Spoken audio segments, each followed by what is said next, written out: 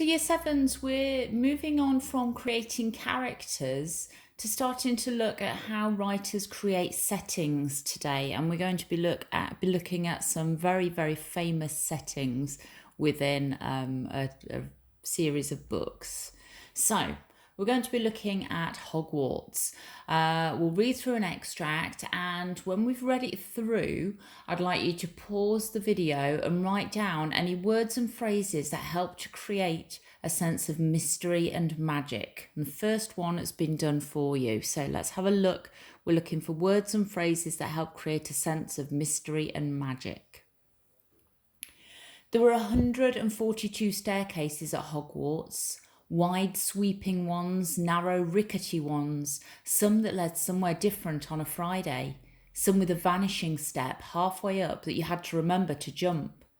Then there were doors that wouldn't open unless you asked them politely or tickled them in exactly the right place, and doors that weren't really doors at all but solid walls just pretending. It was also very hard to remember where anything was because it all seemed to move around a lot. The people in the portraits kept going to visit each other, and Harry was sure the coats of armour could walk. So, what I'd like you to do is pause there just for 5 minutes and write down any words or phrases that create a sense of magic or mystery. Okay, first one's been done for you. So we've got the stairs, some that led somewhere different on a Friday. Pick out which other ones you think create a sense of magic and mystery.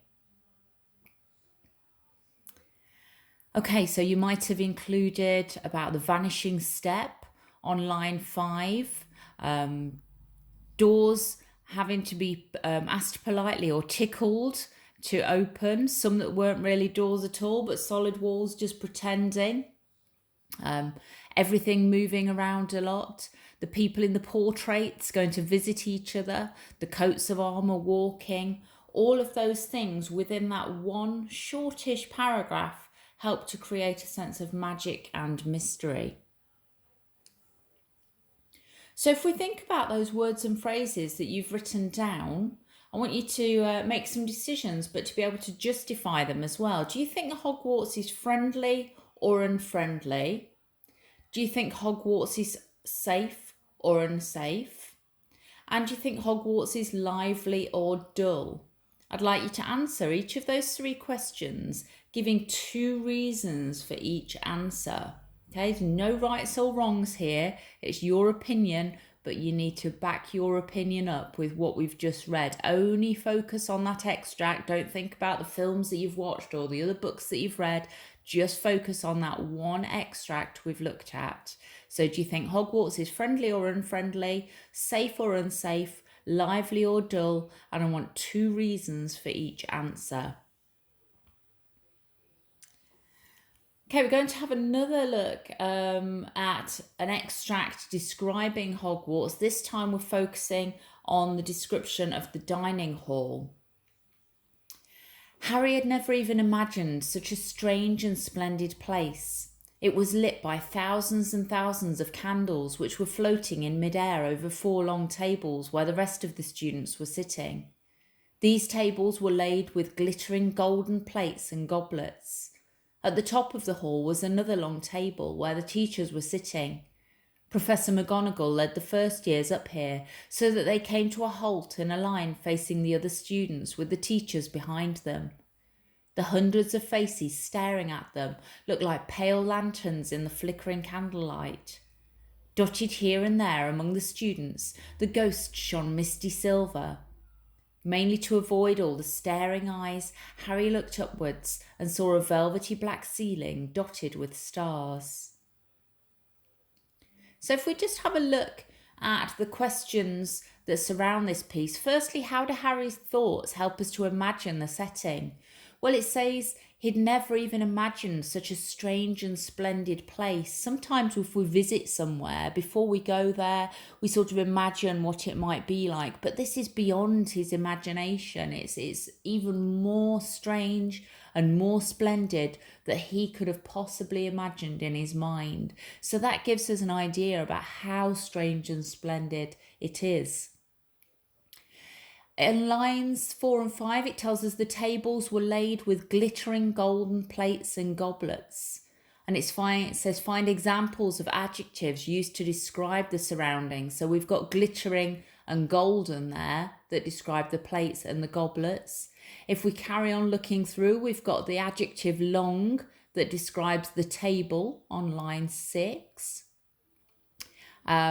We've got a little bit further down on line 12, where it says the hundreds of faces staring at them look like pale lanterns in the flickering candlelight. So pale describes the lanterns, flickering describes the candle lights. On lines 15 and 16, it describes the ghosts as misty silver. So 2 more adjectives there. Line 17, the eyes are described as staring. And then right at the bottom, we've got the ceiling described as velvety black. Okay, and then you've got that noun phrase, velvety black ceiling dotted with stars. So we've got lots of adjectives within this piece that help us to imagine it. We can imagine size, we can imagine colour, and so on. If we look at the question on the other side of the extract, how do people's actions let you know what kind of place this is? Well, that's referring to Professor McGonagall leading the first years up here so that they came to a halt in a line facing the other students. Makes it sound quite strict by having the teacher lead the first years in, doesn't it? If you think about it, our school, we don't generally, even when we go down to assembly, sometimes the teacher might go in first. But generally the students will walk in, the teacher will come in afterwards. Whereas here it sounds quite strict and regimented. Little bit further down, line 11, it asks us what kind of atmosphere does this simile create? So the hundreds of faces staring at them looked like pale lanterns in the flickering candlelight. So by using that word like, we are creating a simile there. So it makes it sound quite mysterious, doesn't it? Pale lanterns flickering in the candlelight, describing the faces. Makes it sound a little bit mysterious, a little bit strange.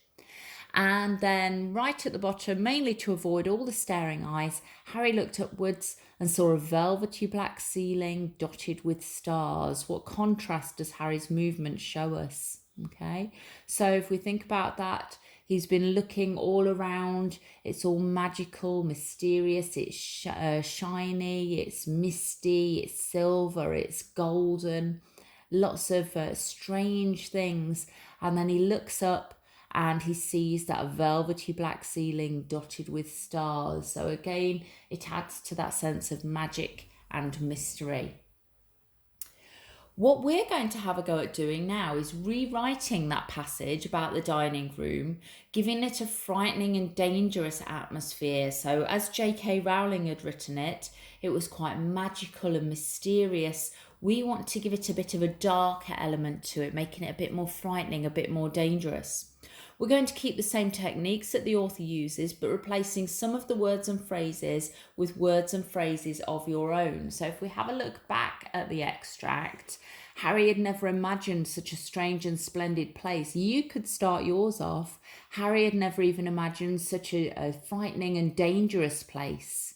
It was lit by thousands and thousands of candles which were floating in midair over 4 long tables. So have a think about what your dining hall could be lit by. Something a bit more dangerous, a bit more frightening. Think about how we can make it sound really, really scary. Now, I want you to focus on the pathways here while we're writing this description for the dining hall. So for a highest, we need to be thinking about really crafting your writing for effect. Use a variety of sentence lengths and styles and a variety of sentence openings. For exceeding, use noun phrases, which we've just mentioned, but think about how you can change the writing to create your own noun phrases. I want you to try and get some similes and prepositions in there to create imagery in the mind of the reader. And to reach a secure, we need to be picking out adjectives that create a frightening and dangerous atmosphere. And you need to make sure you're writing in sentences using capital letters, commas, and full stops. So you should give yourself about 15 or 20 minutes now to have a go at doing this. I would love to see what you've written, so you can send me an email. Now you've all got your own email addresses. Send me an email, attach your work or take a photo of it. That would be absolutely wonderful to see what you've written. So you're rewriting that extract about the dining hall, but instead of it sounding magical and mysterious, we're trying to create a frightening and dangerous atmosphere. About 15 to 20 minutes, off you go.